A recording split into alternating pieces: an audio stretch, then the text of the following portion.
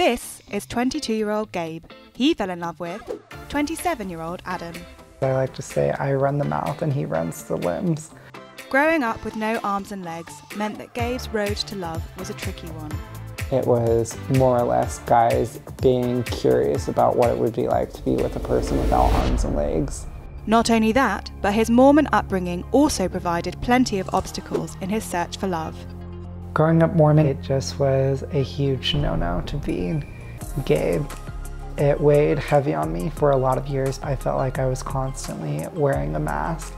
But eventually the roadblocks came down and Gabe and Adam found one another. And they're now planning a wedding as unique as Gabe himself. I've always known that I did not want to wear a classic wedding look. Stop! No, I love. Oh my goodness. So I think the first time I knew that I was gay was probably the second grade. This new kid came up and I was like, oh, he's kind of cute. But then I was like, wait, boys shouldn't think that other boys are cute. Gabe was adopted from Brazil as a baby by a Mormon family in Utah. I was born with Hanhart syndrome. It ended up leaving me without arms or legs. Growing up Mormon and being gay was really, really hard because my dad was really big in the LDS church as a seminary teacher, and it just was a huge no-no to being gay.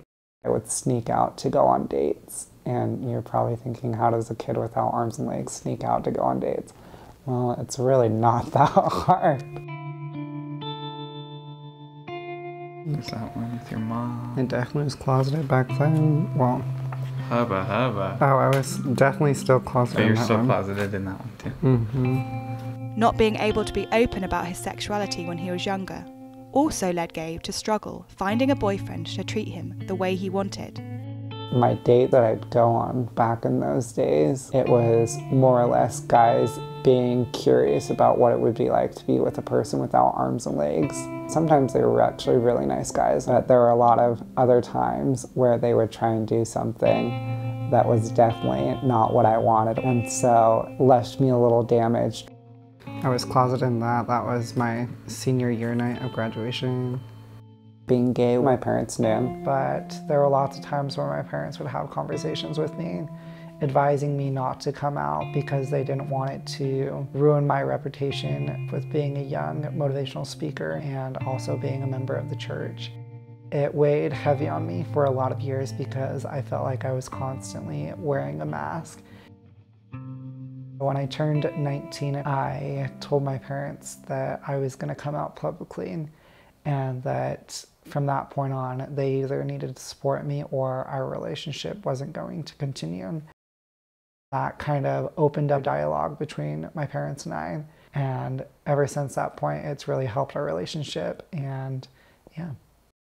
With his parents' support, Gabe got out on the dating scene, and Adam came into his life. Okay, there we go. That's how we normally pick him up. It's not me being weird. It actually made me nervous picking him up like that the first couple of times. When we first started dating, I told him that he could do that, and he's like, no, that's gonna hurt you. I'm not doing that. I'm not okay with that. And I was like, just wait, you'll want to do it. He's super independent. He'll just try something and then ask for help. And I just assume he can do it until he tells me he needs help. We met on Tinder, actually. He was the first face that popped up. And it's one of those moments where you're like, this is someone I'm supposed to meet. This is someone important in my life. It actually took me a few minutes to realize that he didn't have any arms or legs. Like, wasn't the first thing I saw about him. First thing I saw was a smile. So my first date with Gabe was really, really exciting. It was something that I'd been looking forward to for a long time. It was really just, I guess, natural and smooth, and everything just felt right. We ended up going back to drop him off at the end of the date, and he asked me when he was going to see me again, and I said, tomorrow, duh. And it's been every day since we've been together. Once together, the pair knew there was only one direction their relationship was headed. For months and months, I kept begging Adam to propose because I just knew that he was the one and that I wanted to spend the rest of my life with him.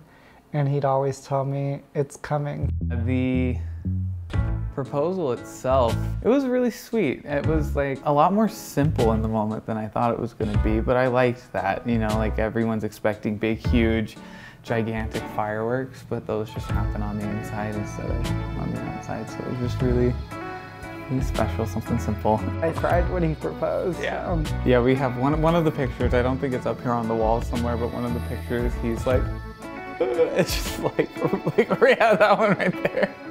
Just looking like he's about to just bust in half. It was so funny, but also really sweet. So I'm gonna call the wedding designer in just a second. Hi. Hi. Hi, Gabe. How are you? Oh, hi. Hi. It's nice to finally see you. Adam's not gonna stay here for too long. He's gonna run out so he doesn't hear any of the details. Mm-hmm. Cool, I'll leave. It was nice to meet you. Let me know if it's safe to talk about it. Yeah, you're good. He's in the other room. So I've always known that I did not want to wear a classic suit and tie for my wedding look. I wanted to do something that was going to turn heads. So I have the notes from our last talk right here. Oh my gosh, yay. Yeah, I was hoping that if I redrew it, it would like better capture the vision. Stop. No, I love. Oh my goodness. Will you send me a picture of that too after? Oh, it looks so good. I'm so excited. I've always had my dream wedding picked out from the time I was like 13.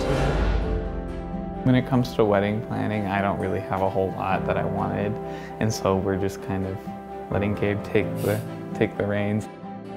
I think the dynamic of Adam and I's relationship is kind of funny because I like to say I run the mouth and he runs the limbs, and that's what keeps us going because I'm really feisty.